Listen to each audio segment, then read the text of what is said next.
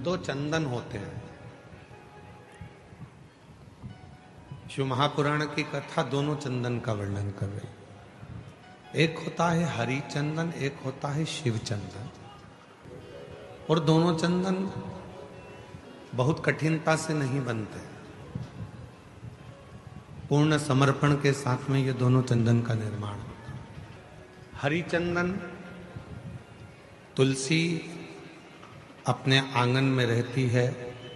तुलसी का पौधा जब सूख जाता है तो तुलसी की जो लकड़ी होती है उसको घिसकर पानी में भगवान को लगाया जाता है।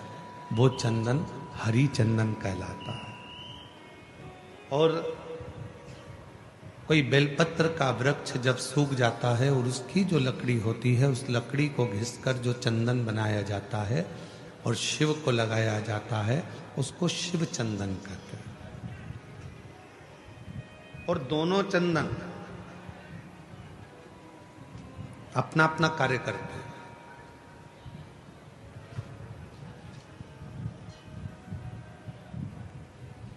जैसे चंदन लगाते समय 3 उंगली का प्रयोग हम भगवान शिव पर करते हैं।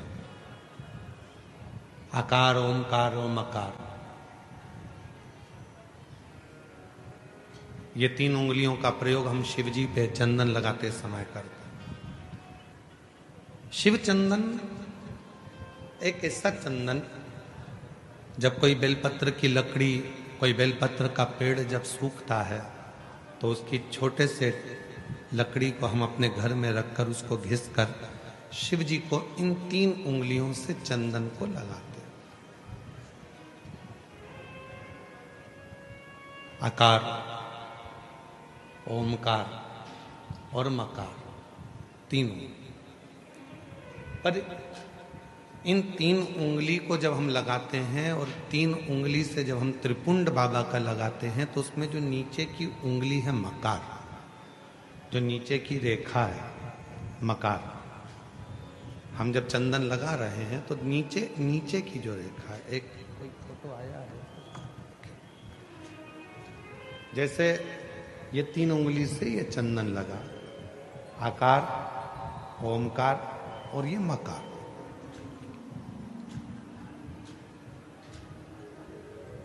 अब दुनिया की दृष्टि में लोगों को लगता है कि चंदन की लकड़ी से जो हमने चंदन लगाया वो भी श्रेष्ठ है, पर बेलपत्र की लकड़ी से जो हम चंदन लगाते हैं, चंदन घिसते हैं और वो भगवान शिव को लगाते हैं, उसमें जो ये मकार वाली रेखा है, जब हम 3 उंगली लगाते हैं तो नीचे की जो मकार की रेखा है उस रेखा का थोड़ा सा चंदन, यदि कितना भी बीमार व्यक्ति है उसके कंठ में अगर वो चंदन, मकार की रेखा का थोड़ा सा चंदन उसके कंठ पर लगाना प्रारंभ कर देते हैं तो 15 दिन में वो पलंग पर से उठकर बैठना प्रारंभ कर देता है, कितना भी बीमार क्यों।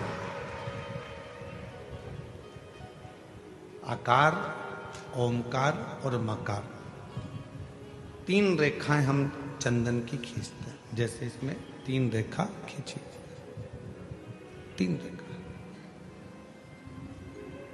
एक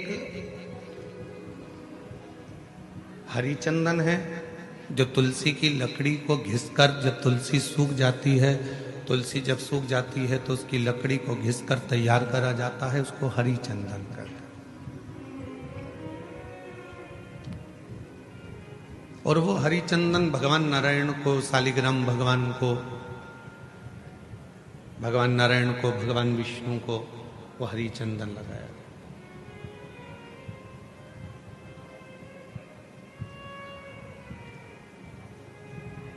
हरि चंदन का लेपन किया जाता है और वो हरि चंदन भी बड़ा काम का है महाराज।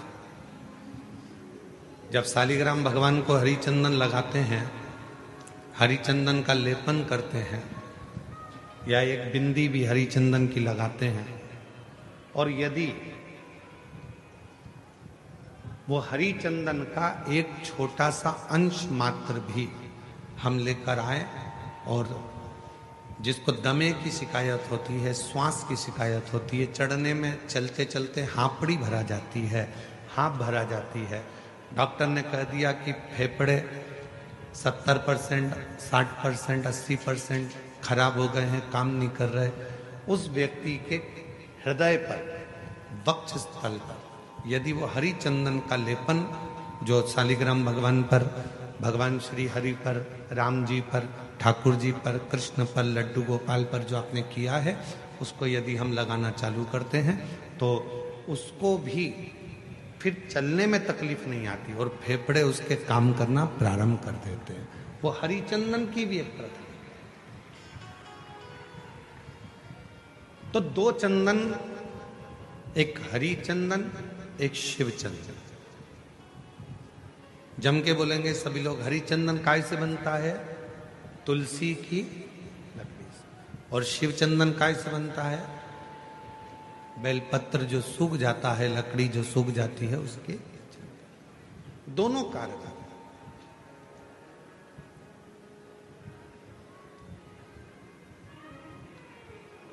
और तेरी पूजन को भगवान बना मन मंदिर,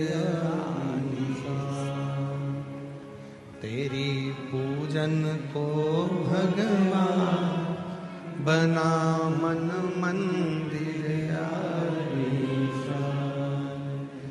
घिस घिस चंदन तुझे लगाऊं, नित नित तुझको रोज मनाऊं, घिस घिस चंदन तुझे लगाऊं।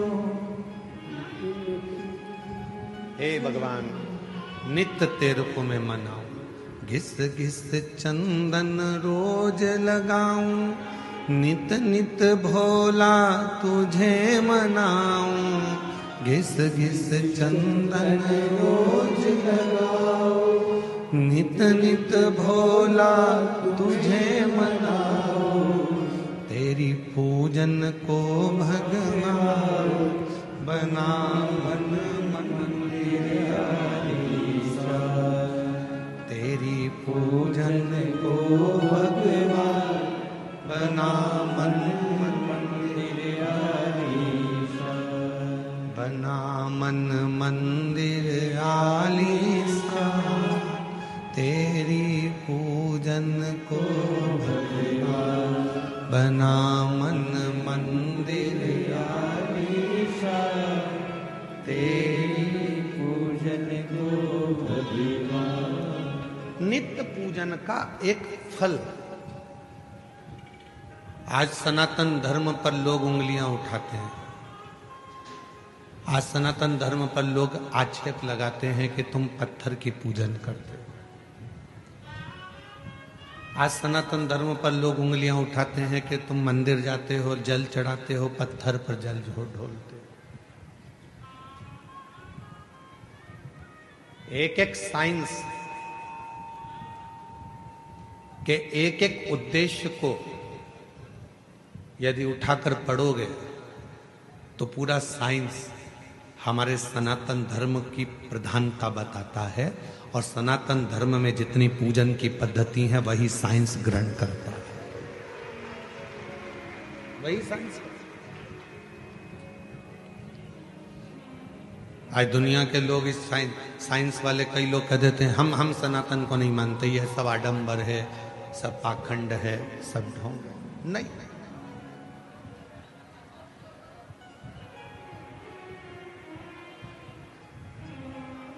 एक समय ऐसा भी आता है डॉक्टर पूरा इलाज करता है, सारी दवाइयां देता है, सब कुछ करता है, और आखिरी में डॉक्टर भी कह देता है कि मैं पूरी कोशिश कर रहा हूं, अब उसके हाथ में।